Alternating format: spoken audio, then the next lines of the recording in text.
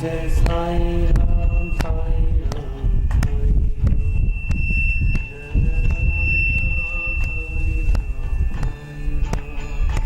जय जय साईं राम साईं राम साईं राम जय जय साईं राम साईं राम साईं राम जय जय साईं राम साईं राम साईं राम जय जय साईं राम साईं राम साईं राम जय जय साईं राम साईं राम साईं राम जय जय साईं राम साईं राम साईं राम जय जय साईं राम साईं राम साईं राम जय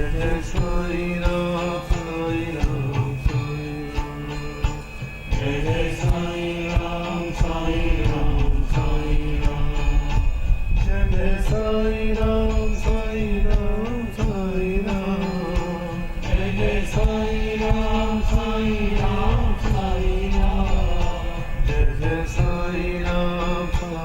राम जय जय साईं राम साईं राम साईं राम जय जय साईं राम साईं राम जय जय साईं राम साईं राम साईं राम जय जय साईं राम साईं राम साईं राम जय जय साईं राम साईं राम साईं राम जय जय साईं राम साईं राम साईं राम जय जय साईं राम साईं राम साईं राम जय जय साईं राम साईं राम साईं राम जय जय साईं राम साईं राम साईं राम जय जय साईं राम साईं राम साईं राम जय जय साईं राम साईं राम साईं राम जय जय साईं राम साईं राम साईं राम जय जय साईं राम साईं राम साईं राम जय जय साईं राम साईं राम साईं राम जय जय साईं राम साईं राम साईं राम जय जय साईं राम साईं राम साईं राम जय जय साईं राम साईं राम साईं राम जय जय साईं राम साईं राम साईं राम जय जय साईं राम साईं राम साईं राम। साईं अन्नपूर्णा ट्रस्ट ने 3 दिवसीय वास्तु, ज्योतिष, तंत्र विज्ञान और ध्यान पर यह सेमिनार आयोजित किया है। यह चारों चीज़ें हमारे जीवन में बहुत महत्व रखती है, क्योंकि आज के समय में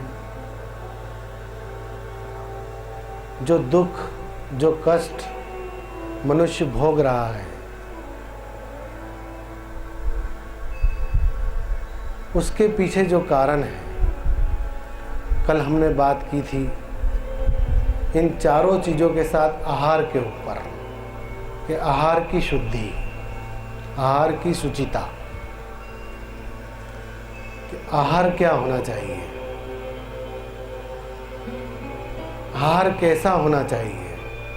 आज हम बात करेंगे इन चारों चीज़ों के विषय को समावेश करते हुए हमारे लाइफ स्टाइल पर, हमारे जीवन पर, कि हम जिंदगी को किस तरह जीते हैं,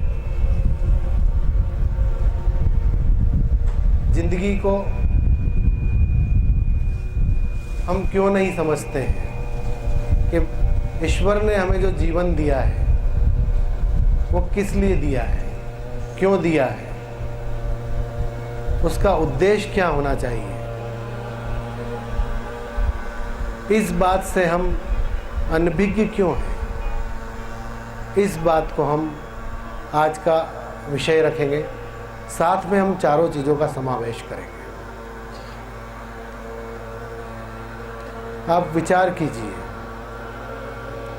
कि एक बालक का जन्म होता है, हमारा जन्म हुआ, जन्म के समय हमारे जीवन में किसी भी तरह का कोई तनाव नहीं होता है। तनाव की शुरुआत होती है 8 और 10 साल की उम्र से ही हो जाती है आजकल। तो पहले तो 15-20 साल की उम्र से हुआ करती थी, आजकल तो 8 और 10 साल की उम्र से हो जाती है। 8 साल के बच्चे को भी तनाव रहता है स्कूल का, पढ़ने का।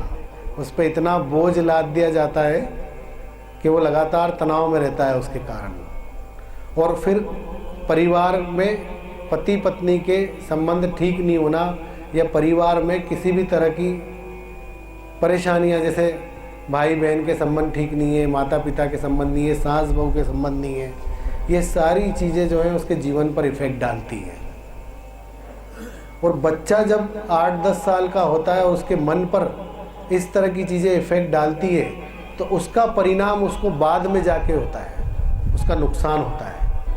जब वो अपने करियर के लिए मेहनत करता है, आगे बढ़ने के प्रयास करता है, तो यह सब बातें उसको जो है धीरे धीरे नकारात्मक प्रभाव देती हैं और उसको अपने लक्ष्य तक जाने में इन बातों के कारण नुकसान होता है।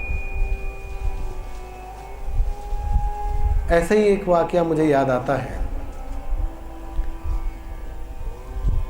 एक बच्चा जो है, उसका 10th में रिजल्ट था 94%, लेकिन 10+2 में उसका रिजल्ट आ गया 54%। एक बच्चा जिसने फर्स्ट क्लास से लेकर 10th तक 94% तक का अचीवमेंट किया, वो 10+2 में आने के बाद उसका रिजल्ट 54% पे आ गया।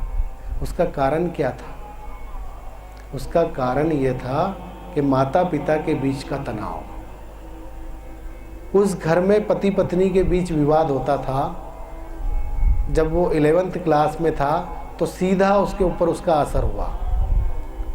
ये जो मनोवैज्ञानिक असर होता है बच्चों के दिमाग पर, वो आगे जाके उनके करियर के साथ साथ उनके जीवन को भी, उनकी लाइफ को भी बदल देता है। जब उनकी मैरिज होती है और वो देखते हैं कि परिवार में क्या तनाव है, तो वही तनाव जो है पत्नी के साथ भी उनके घटित होता है, क्योंकि थॉट वहाँ से वैसा बना। कल मैंने कहा था कि संगत का असर होता है। तो मैं आज ये कहना चाहूँगा आपसे कि सबसे पहले आपको अपने घर का माहौल ठीक करना पड़ेगा। अपने जीवन को समझना पड़ेगा कि ईश्वर ने आपको जो जीवन दिया है वो लड़ने के लिए नहीं दिया है, क्रोध के लिए नहीं दिया है, सिर्फ प्रेम के लिए दिया है। ये बात को समझना होगा। कल मैंने बताया था कि जहाँ प्रेम होगा वहाँ सुख और समृद्धि दोनों साथ आएंगे। जहाँ प्रेम नहीं होगा वहाँ दोनों चले जाएंगे। तो आप इस बात को समझिए, इस बात को जानिए कि परिवार का सबसे पहले माहौल कैसा हो। हम वास्तु का अच्छा कर लें, हम ज्योतिष अच्छा कर लें, हम ध्यान करें, ये सब चीज़ें ठीक है, लेकिन घर का माहौल ठीक नहीं है तो आप कुछ भी करें सब बेकार है। सबसे पहले आहार शुचिता, उसके बाद घर का वातावरण, घर का माहौल। वास्तु भी कहता है, मैंने कल बताया था कि भाग्य 3 प्रकार के होते हैं, उसमें से एक भाग्य जो वातावरण पर आधारित होता है। तो वातावरण पर आधारित मीन्स वहाँ पॉजिटिव एनर्जी के साथ साथ उस जगह का माहौल कैसा है। माहौल मतलब हमारे परिवार के अंदर किस बात को हम कितनी अहमियत देते हैं, किस बात के भी पर हमारा विवाद होता है। देखिए, मैं ये नहीं कहता मतभेद परिवारों में होना ठीक है, लेकिन मनभेद नहीं होना चाहिए। जहाँ मनभेद हो जाता है वहाँ परिवार टूट जाते हैं। और जहाँ मतभेद होता है, आप बात करिए, अगर किसी चीज़ की आपको नहीं जमती कोई बात तो उसको बैठ के विचार कीजिए आप, लेकिन उसको मन में मत बिठाइए कि इसने ऐसा बोला है गलत है, इसने ऐसा गलत क्यों बोला, मैं इसके खिलाफ अब कुछ करूँगा या इसका बदला लूँगा। ये प्रवृत्तियाँ आज समाज में दिन प्रतिदिन बढ़ते जा रही है। जितने मामले मेरे पास आते हैं उन मामलों में मैं देखता हूँ कि गुरुजी मेरे पति मेरे साथ ऐसा व्यवहार करते हैं, कुछ ऐसा करो कि वो ठीक हो जाए, या उनका फिर बिगाड़ दो कुछ ऐसा। अरे पत्नी कह रही है कि पति का बिगाड़ दो, और पति कह रहा है कि मेरी पत्नी मेरे सुनती नहीं है, उसको कोई ऐसी दवा दे दो कि मेरे पैर पड़ने लगे, वो गुलाम बन जाए मेरी। बहुत मामले आते हैं ऐसे। पति कहता है कि पत्नी जो है बिल्कुल सुनती नहीं है, कुछ ऐसा कोई तंत्र बताओ आप कि पत्नी जो है मेरे से गुलाम हो जाए मेरी। ये सब चीज़ों से ऊपर उठना होगा। सबसे पहले तो आप अपने घर में क्या बोल रहे हैं, उसका इफ़ेक्ट परिवार पे क्या पड़ रहा है, ये सब आपको जानना होगा और ये बहुत ज़रूरी है। कई घरों में माता पिता का झगड़ा होता है, बच्चे देखते हैं और बच्चे कुछ बोलते नहीं हैं, लेकिन उनके दिमाग पर वो बात असर कर जाती है, और वो बात असर करती है तो उसका सीधा सीधा नुकसान जो है उनके जीवन पर आगे जाकर होता है। ऐसा ही एक किस्सा मुझे याद आता है। एक परिवार में बहुत झगड़ा हुआ करता था। पति बड़ा क्रिमिनल था, जब भी अपनी पत्नी से बात करता तो क्रिमिनल बातें करता, आपराधिक प्रवृत्तियां की बात करता है। जुए सट्टे का उनका कारोबार था। पत्नी बहुत अच्छी थी, धार्मिक प्रवृत्ति की थी, लेकिन पति दिन भर इसको उठा लो, इसको ये कर दो, इसका ये कर दो, इसका ये बिगाड़ दो, बस यही उसके मन में बातें चला करती थी। 9 महीने पेट में औलाद रही उस महिला के, उसके पति से जो बातें हुई है उस औलाद ने वही ग्रहण की। बाद में जाकर ये स्थिति हुई कि वो औलाद बड़ी हुई, आज तक वो जेल में है, उसको उम्र कैद की सज़ा हुई। क्यों उसको उम्र कैद की सज़ा हुई? उसके पीछे कारण क्या है? उसके पीछे कारण वो बच्चा नहीं है। उस बच्चे का जन्म जहाँ से शुरुआत हुई, वो बीज ही ऐसा डला, वो वातावरण ही ऐसा बना, जिसके कारण उस बच्चे में आपराधिक प्रवृत्तियों ने जन्म लिया। तो आपराधिक प्रवृत्तियां जो जन्म लेती है, या जो क्रोध बच्चों में आता है, या बच्चे आजकल जिस तरह से सेल्फिश हो गए हैं, मतलबी हो गए हैं आजकल बच्चे, उसके पीछे कारण बच्चे नहीं है, हम स्वयं हैं कि हमारे घर का वातावरण किस तरह का है, हम कितना अपने बच्चों को टाइम देते हैं, हम कितना उनका ख्याल रखते हैं, हम उनसे क्या बातें शेयर करते हैं, हम उनको क्या संस्कार सिखाते हैं। ऐसे ही एक घर में मैं 3 महीने पहले इंदौर में गया था, तो वो परिवार की बहू कहती है कि 3 भाई हैं, लेकिन ये माताजी हमारे यहीं पड़ी रहती हैं, दोनों भाई इनको रखते नहीं है, यहाँ आ जाती है, जिससे हम बहुत परेशान रहते हैं गुरुजी। दिन भर इनका करना पड़ता है, कभी चाय मांगती है, दिन में 8 बार चाय पीती हैं और बार बार परेशान करती हैं। बच्चा सामने बैठा हुआ, अब आप सोचिए कि उस बच्चे पे क्या असर पड़ रहा होगा कि मेरी माँ ये कह रही है कि ये माताजी दिन भर परेशान करती है, दिन भर चाय मांगती है, मैं बहुत दुखी हो चुकी हूँ इनसे, ये कब जाएगी, कोई उपाय बताइए आप। तो जब बच्चे के मन में ये बात आएगी कि मेरी माँ जो है मेरे दादी के बारे में ऐसी बात कर रही है, तो परिवार टूटेगा कि नहीं, बताइए आप। उस बच्चे के मन में ये बात बैठ गई, वो आगे जाकर उस माँ के साथ भी ऐसा करेगा। तो ये छोटी छोटी चीज़ें जो जीवन में होती है, इस पे आपको घर में देखना बहुत ज़रूरी है। हम वास्तु ठीक कर लेंगे, हम एस्ट्रोलॉजिकल चीज़ें ठीक कर लेंगे, हम तंत्र, अगर किसी को कोई प्रॉब्लम हुई है उसको ठीक कर लेंगे, लेकिन उससे ही सब कुछ नहीं चलने वाला। आपके व्यवहार, आपके कर्म, इनका बड़ा इफ़ेक्ट होता है जीवन में। सबसे पहले इनको सुधारना होगा आपको। जीवन कैसे जिए, इसका एक एनालिसिस करना पड़ेगा, और इसका एनालिसिस करने का सबसे अच्छा तरीका ये है कि आप अगर परिवार में किसी बात को लेके कोई विवाद है या तनाव बढ़ रहा है, एक डे डिसाइड कर लीजिए कि सप्ताह में 1 दिन 2 घंटे हम इन सब चीज़ों पे बातें करेंगे, इन बातों का समाधान करेंगे, हम हमारे संबंधों को रिव्यू करेंगे। रिव्यू करना मतलब समझते हैं, हम पीछे जाएंगे कि कहाँ हम अच्छे थे, अब क्यों अच्छे नहीं हैं। कई परिवारों में तनाव बढ़ता जाता है, बढ़ता जाता है, बढ़ता जाता है, बढ़ता जाता है, और इतना बढ़ जाता है कि परिवार में बिखराव हो जाता है, क्योंकि वो संबंधों को रिव्यू नहीं करते। ऐसा नहीं होता कि शुरू से ही किसी परिवार में संबंध खराब हो। तनाव धीरे धीरे ही बढ़ता है, और तनाव बढ़ने के क्या कारण है उस पर हम नहीं जाते। अगर आप हर वीक या 15 दिन में बैठिए, चाहे महीने में बैठिए, अगर आप बैठ के विचार विमर्श करेंगे कि घर में ये प्रॉब्लम है तो किस कारण है, धैर्य और संयम से एक दूसरे की बात को सुनेंगे, गंभीरता से। कोई बोल रहा है तो उसमें बीच में जवाब नहीं देंगे। क्या होता है कि जब बैठे और बात करें तो एकदम जिसमें धैर्य संयम नहीं है वो भड़क जाता है। तो बात रिव्यू करना तो दूर हुआ, बल्कि और बढ़ जाएगी। बैठिए, सोचिए कि कहाँ प्रॉब्लम आ रही है, उसको कैसे शॉर्ट आउट करें। चाहे वो बीमारी से संबंधित है, चाहे वो परिवार में किसी बात को लेकर विवाद है, चाहे बच्चों का आपके साथ बेरुखी है बच्चों की। कई बच्चे आजकल 10-12 साल 15 साल की उम्र में अपने माता पिता से सही से बर्ताव नहीं करते। ऐसे ऐसे परिवार देखें, इकलौती औलाद होती है, नाजों से उसको पालते हैं। 10-12 साल 13 साल का जब वो होता है, उसकी इच्छाएं पूरी नहीं होती है तो माँ बाप से ढंग से बात नहीं करता। कोई परिवार में मेहमान आके बैठा है, उसके सामने भी वो माँ बाप की इज्जत खराब कर देता है, माता पिता का सम्मान नहीं करता। तो ये सब चीज़ों को समझना पड़ेगा आपको।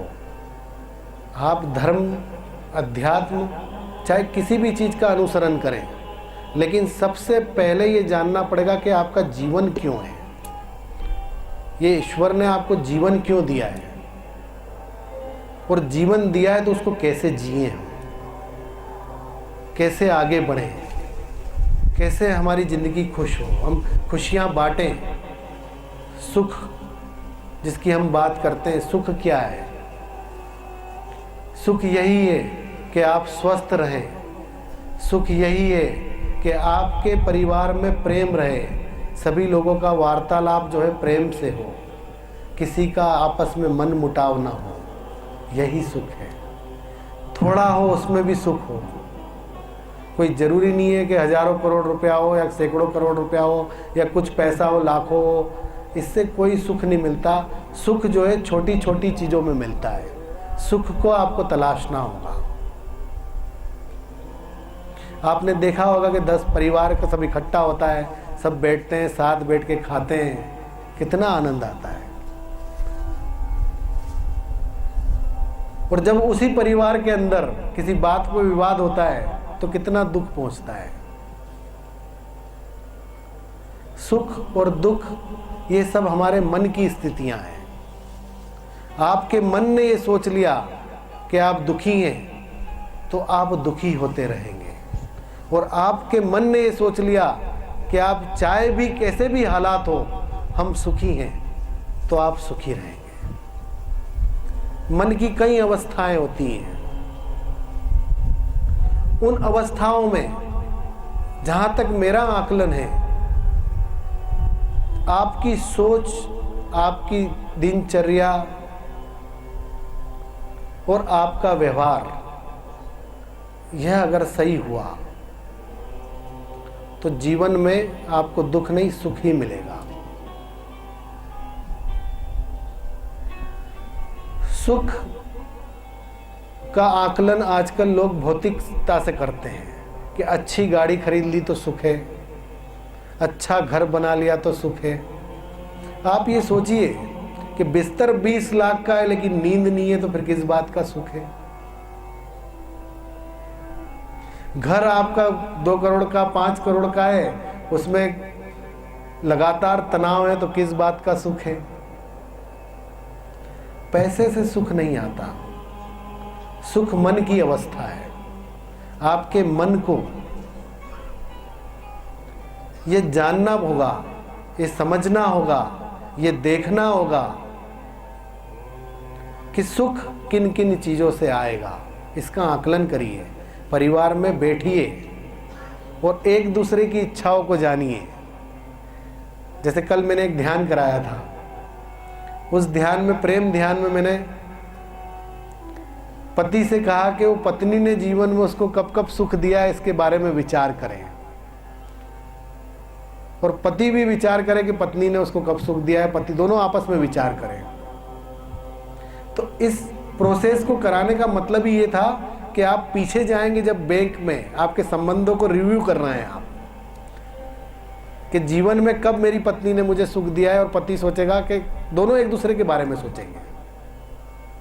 तो जब ये सोचेंगे तो पॉजिटिव थॉट आपका डेवलप होगा। ऐसे ही आपको हर सप्ताह बैठ के अपने संबंधों को रिव्यू करना होगा। एक बहुत अच्छा एक बालक ने मुझे कहा, इस बारे में बात कर रहा था कहीं ऐसे घर में बैठ के, उनको समझा रहा था। बोले गुरुजी हमारे स्कूल में भी ऐसा होता है। मैंने कहा बेटा कैसे होता है? बोले हमारे स्कूल में एक चार्ट लगा दिया है कि क्लास में अगर किसी का बिहेवियर ठीक नहीं है तो उसको हम जो है रेड स्टार दे देते हैं, उससे बोलते कुछ नहीं है, उस चार्ट में उसके नाम के आगे एक रेड स्टार लगा देते हैं, और जिसका बिहेवियर बहुत अच्छा है उसके आगे हम जो है एक ब्लैक स्टार लगा देते हैं। तो जब बच्चा देखता है उसको चार्ट को तो उसको लगता है कि मेरा व्यवहार ठीक नहीं है इसलिए ब्लैक स्टार मिला है मेरे को, अगली बार ये मिलेगा नहीं, मिलना नहीं चाहिए अब मुझे। उस बच्चे का एक विचार डेवलप होता है उसके मन में उस चार्ट से कि ब्लैक स्टार बोला है मेरी इमेज खराब हो रही है 30 बच्चों में 20 बच्चों में, आगे मैं ऐसा कोई काम नहीं करूँगा कि मुझे ब्लैक स्टार मिले। मुझे बड़ा अच्छा लगा उसका कॉन्सेप्ट। तो मैंने उसी बात को सोचते हुए, उस बच्चे की बात को सोचते हुए ये सोचा कि संबंधों को हर सप्ताह रिव्यू करना चाहिए। पहले आप घर पे ध्यान दीजिए, भोजन की शुचिता, आपका व्यवहार अगर अच्छा होगा तो सब कुछ अच्छा होगा। व्यवहार अच्छा नहीं होगा, अब व्यवहार खराब होगा और पड़ोसी से झगड़ लिए तो वो बाहर निकलेगा रात दिन टेंशन होगा। उसको देखेंगे तो बोलेंगे ये आ गया, वो आपको देखेगा तो बोलेंगे ये आ गया। तनाव ही होता है ना, आपने देखा होगा अगर किसी से आसपास आपके विवाद हो जाएगा और वो बाहर आप निकलेंगे जैसे ही उसकी शक्ल दिख जाएगी आप बोलेंगे कहाँ दिख गया ये व्यक्ति। परिवार में कोई तनाव होगा किसी से और वो दिख जाएगा तो आप कहेंगे अरे दिन खराब हो गया आज तो। लोग बोलते हैं दिन खराब हो गया, अब उसकी शक्ल से बेचारे की क्या दिन खराब हो जाएगा। आपके मन ने ये सोच लिया है कि इसको देखने से दिन खराब हो जाएगा, इसलिए आप अब वो डेवलप हो गया आपके मन। और दिन में कोई घटना ऐसी घट जाएगी तो फिर बोलेंगे अरे आज उसकी शक्ल देखी थी इसलिए दिन खराब हो गया। किसी की शक्ल देखने से कोई दिन खराब नहीं होता है, आपके मन का विकार है। कई बार होता है हम जिससे बात नहीं करते हैं, दूर से भी देखते हैं उस व्यक्ति को, चाहे टीवी पे देखें चाहे किसी भी, एक मन में छवि बन जाती है कि आदमी ठीक नहीं है। तो जैसे ही कोई आता है, अब जैसे कल की बात है, एक सज्जन मेरे से मिलना है, वो राजनीति की बात करने लगे। बोले गुरुजी पता नहीं मेरे को तो मोदी से बहुत नफरत है, सामने टीवी पे आता है मैं बंद कर देता हूँ। मैंने कहा आप मिले हो कभी उससे? बोले कभी नहीं मिला, लेकिन मुझे अच्छा नहीं लगता हो। तो ये मन का विकार है, न वो आपसे मिला न वो आप उससे मिले, लेकिन आपने एक दिमाग में एक चीज बिठा ली कि आदमी ठीक नहीं है। हर व्यक्ति अच्छा है, हर व्यक्ति में कुछ न कुछ गुण होता है, हर व्यक्ति में कुछ न कुछ बुराई होती है। परिवार में भी ऐसे ही होता है, कुछ बुराई पत्नी में भी होती है, कुछ बुराई पति में भी होती है, कुछ बुराई बच्चों में भी होती है, लेकिन इसका मतलब ये नहीं कि वो खराब है। अगर कोई बुराई है तो सब मिलकर प्रयास करें हम कि इस बुराई को कैसे दूर करें। जब आप प्रयास करेंगे सकारात्मक भाव से, अच्छे संकल्प देंगे, तो निश्चित तौर पर वो बुराई खत्म होगी, उसका रिजल्ट आपको बहुत अच्छा मिलेगा। और आप ये सोच लेंगे कि मेरा बच्चा नालायक है, दिन रात उसको कोसेंगे। कई परिवारों में देखता हूँ दिन रात एक ऐसी बातें करते हैं कि अरे बच्चा नालायक है, गुरुजी सुनता ही नहीं है, नालायक है नालायक है नालायक है। अरे वो नालायक नहीं है तो नालायक हो जाएगा, क्योंकि आप उसको संकल्प दे रहे हैं कि वो नालायक है। जब पिता ही अपने बच्चे के बारे में बात करेगा, माता ही अपने बच्चे के बारे में बात करेगी कि नालायक है, तो नालायक निश्चित तौर पे हो जाएगा। आपको तो ये संकल्प देना चाहिए उस बच्चे को कि गुरुजी बहुत अच्छा है, ट्रैक से थोड़ा अलग हो गया, आ जाएगा, आ गया है। आप संकल्प जो भी बात करते हैं, जो भी विचार करते हैं जीवन से जुड़े, सब कुछ सकारात्मक भाव से कीजिए। फिर देखिए आपके जीवन में कितना बदलाव आएगा। कई बच्चों को कई बच्चे मुझसे बात करते हैं, ध्यान है मेरा एक गजानन ध्यान, सिर्फ चाइल्ड्स के लिए है वो, और भी कई ध्यान है। मैं कॉलेजों में जाके जब कराता हूँ प्रोग्राम उसके ऊपर, तो ये देखता हूँ कि बच्चे जो है जॉब के लिए भटकते हैं, 2 जगह उनको असफलता मिलती है, तो तीसरी जगह गुरुजी भाग्य ठीक नहीं है, सब जगह असफलता मिलती है, जहाँ जाता हूँ वहाँ काम नहीं मिलता, इतना अच्छा, इतनी मेहनत करी, इतना पैसा खर्च किया, रात दिन मेहनत करने के बाद भी जॉब अच्छी नहीं है, जॉब मिल भी गई तो अच्छी नहीं है, बोले उसकी बुराई करते रहेंगे, अच्छी नहीं है, अच्छी नहीं है, अच्छी नहीं है, और नहीं मिली 2 बार 3 बार असफलता मिली तो बोलेंगे नहीं, पता नहीं भाग्य ठीक नहीं, मिलेगी कि नहीं मिलेगी। जब आप इस विचार से ही इंटरव्यू देने जाएंगे कि मिलेगी कि नहीं मिलेगी, तो कैसे मिलेगी? आपके विचार जो मन है उसमें जो थॉट है वो यही आना चाहिए कि निश्चित तौर पर मिलेगी, मिल गई है, मैं एक दिव्य आत्मा हूं और मेरे में ऐसी कोई बुराई नहीं है कि मुझे जॉब नहीं मिलेगी, 100% मिलेगी मुझे। जब आपके मन में ये विचार आ जाएगा तो आपको देखना कितनी जल्दी उसका फायदा मिलेगा। एक जगह असफलता मिलेगी, दूसरी जगह फिर आप अपने मन को पॉजिटिव बनाइए, निश्चित तौर पे आपको मिलेगी। सफलता असफलता की हम बात करेंगे तो 2 टीमें मैच खेलती है, एक तो हारती है ना, दोनों तो नहीं जीतती है। आप कहते हैं कि दुनिया में महान है सचिन तेंदुलकर क्रिकेट में, सचिन तेंदुलकर भी कई बार 0 पे आउट हुआ, तो क्या घर बैठ गया क्या? कई बार 99 पे आउट हुआ, तो क्या उसने उसके बाद शतक नहीं मारे क्या? ये सब मन की अवस्थाएं, इन सब चीजों से ऊपर उठिए। कोई भी नकारात्मक भाव अपने मन में नहीं आना चाहिए। कुछ भी काम करें, कुछ भी, चाहे छोटा हो चाहे बड़ा हो, सबसे पहले आप उसको पॉजिटिव थॉट दीजिए, बिल्कुल होगा। जब आप ये थॉट देंगे तो आपका आत्मविश्वास बढ़ेगा। जब आपका आत्मविश्वास बढ़ेगा तो निश्चित तौर पर जो काम में ज़्यादा मेहनत करना होती है आपको, वो बहुत कम उसमें वो काम पूरा हो जाएगा। लेकिन आज विकट स्थिति ये है कि हम पहले ही घबरा जाते हैं, पहले ही नेगेटिव सोचने लगते हैं, चाहे वो संबंधों के मामले में हो, चाहे करियर के मामले में हो, चाहे रिलेशन के मामले में हो, चाहे व्यापार के मामले में हो, सब कुछ जो है नकारात्मक भाव से चल रहा है। आज जैसे बीमारी की बात करते हैं, किसी को कैंसर की बीमारी है, किसी को डायबिटीज की बीमारी है, दिन भर सोचते रहते हैं, दिन भर अरे डायबिटीज है, ऐसा खाऊंगा तो शुगर नहीं बढ़ जाए, ऐसा खाऊंगा तो शुगर नहीं बढ़ जाए। अरे दिन भर क्या सोचना कि शुगर बढ़ जाएगी, शुगर बढ़ जाएगी, शुगर बढ़ जाएगी। एक चार्ट बना लीजिए, सिस्टम से चलिए, विचार ही मत कीजिए। जब दिनचर्या सही होगी, सिस्टम से उसको फॉलो करेंगे तो बार बार ये बोलने की बात ही नहीं आएगी। हम तो थॉट दे रहे बढ़ जाएगी, बढ़ जाएगी, बढ़ जाएगी, बढ़ जाएगी, बोलो ना घट जाएगी, कंट्रोल रहेगी, कंट्रोल रहेगी, कंट्रोल रहेगी। जब सिस्टम ही ये चला आ रहा है तो फिर क्या है, बढ़ेगी निश्चित तौर पर। क्योंकि मन जो है उसने ये सोच लिया कि ऐसा होगा, तो निश्चित तौर पर होगा। सब कुछ मन से चलता है। और मन, मैंने बताया था कि मन पे जो सीधा असर होता है वो भोजन का होता है, आहार का होता है। बहुत अच्छे तरीके से घर की गृहिणी को खाना बनाना चाहिए, अपने पति को परिवार के साथ बैठ के खिलाना चाहिए, और खाते समय भी ये बात का ध्यान रखना चाहिए कि कोई ऐसी चीज़ नहीं होना चाहिए, कोई सीरियल चल रहा हो नेगेटिव, या पता चला बच्चों की आदत होती है कि अखबार पढ़ रहे हैं और खाना खा रहे हैं। जो आप पढ़ रहे हैं और खाने के साथ वो आपके अंदर जा रहा है। जो सीरियल चल रहा है जो टीवी पर, वो आप देखते हुए खाना खा रहे हैं, तो उसमें जो नेगेटिविटी है वो खाने के साथ आपके अंदर जा रही है।